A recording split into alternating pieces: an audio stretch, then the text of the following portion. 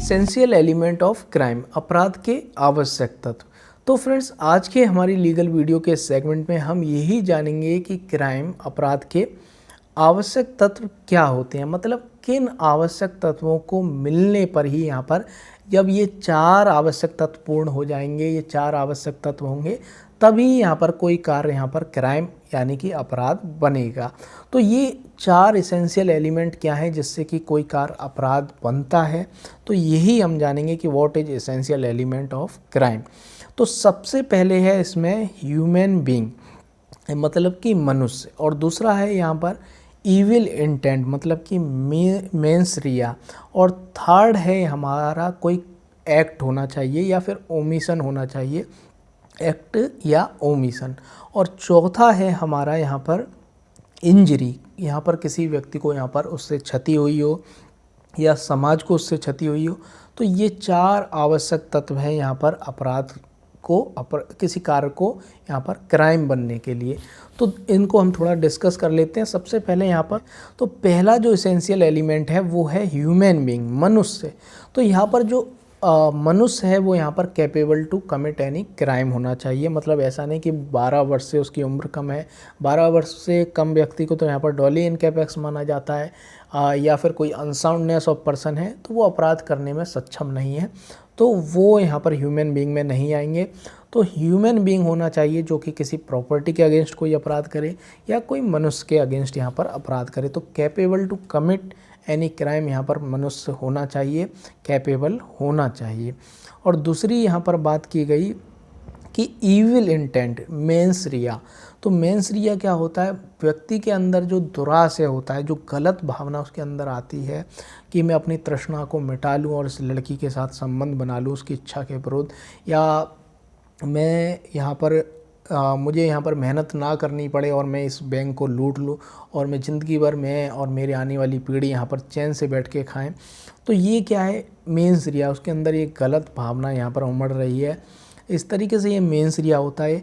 या फिर मैं अपनी पत्नी को यहाँ पर हटा दूँ रास्ते से, उसका मर्डर कर दूँ, जिससे कि वो जो मेरी गर्लफ्रेंड है जिससे मेरा अफेयर चल रहा है तो यहाँ पर मैं उससे खुल के मिल सकूँ, जो पत्नी का इंटरफेयर है वो बिल्कुल हट जाए। तो ये सब चीज़ें क्या है, दुराशय हैं।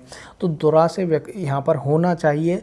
तो हमारे जो आईपीसी के अंतर्गत है उसमें यहाँ पर दुराशय की अलग से यहाँ पर बात नहीं की है। सेक्शन के अंदर ही यहाँ पर उसी के अंदर यहाँ पर जो भी अपराध बताया गया, चोरी का अपराध बताया गया है, तो उसमें बता दिया गया डिसऑनेस्टली। तो डिसऑनेस्टली किसी संपत्ति को उठाना, तो डिसऑनेस्टली शब्द का ही मतलब है कि दुराशय।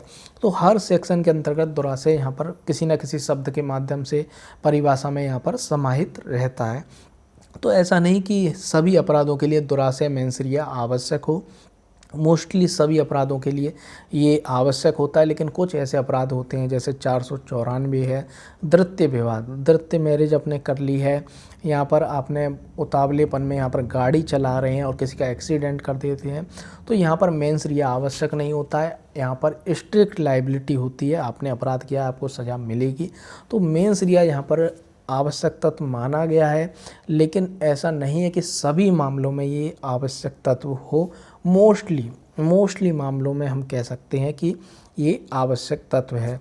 तो ये दूसरा आवश्यक है। तीसरा है कि जब व्यक्ति, कोई मनुष्य है, मनुष्य के अंदर कोई गलत विचार आ गया, मेंस रिया आ गया, और तीसरा क्या है, फिर उसके अनुसरण में वो कोई कार्य कर दे, एक्ट, उसके अनुसरण में वो एक्ट कर दे। एक्ट के अंतर्गत एक्ट भी आता है और ओमिशन भी आता है। ओमिशन क्या होता है, ओमिशन मतलब किसी व्यक्ति की यहाँ पर लीगल ड्यूटी है कि वो ऐसा कार्य करे। यहाँ पर पुलिस वाले की लीगल ड्यूटी क्या है कि उसके सामने कोई अपराध हो रहा है तो वो उसको रोके, और वो यदि उसके सामने कोई अपराध हो रहा है और उसे वो नहीं रोकता है तो वो क्या कर रहा है, ओमिशन कर रहा है, चूक कर रहा है, और ये क्या कर रहा है, ये भी यहाँ पर अपराध है कर रहा है, क्योंकि जो कार्य उसे करना चाहिए वो नहीं कर रहा है। तो ये क्या है, ये ओमिशन होता है एक्ट के अंतर्गत। तो आप जानते हैं कोई कार्य करना, ओमिशन के अंतर्गत उसे जो कार्य करना है वो कार्य नहीं करता है।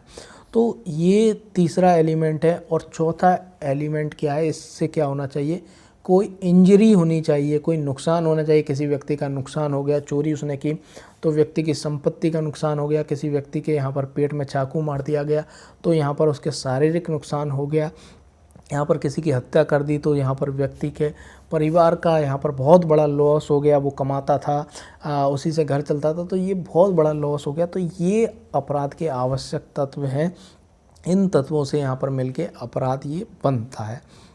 तो फ्रेंड्स, आपको हमारा ये वीडियो कैसा लगा हमें कमेंट बॉक्स में कमेंट करके ज़रूर बताएं और please subscribe our YouTube channel. तो friends, thank you very very much.